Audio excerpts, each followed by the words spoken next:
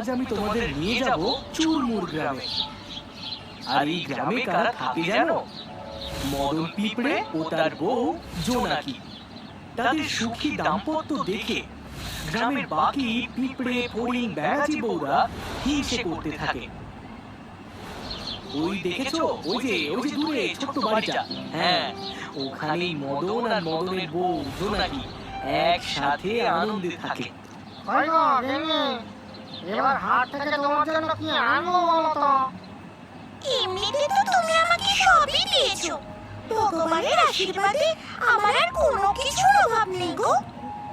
কিন্তু ভাবছিলাম নিম ফুলের সুগন্ধিটা যদি একবার পেতাম না, মানে পাড়ার ওই অন্যান্য পিঁপড়ে বউরা বলছিল আর কি। তা কি বলছিল বলো তো? বলছিল ওই সুগন্ধিটা বাজারে নতুন এসেছে। তাই নাকি?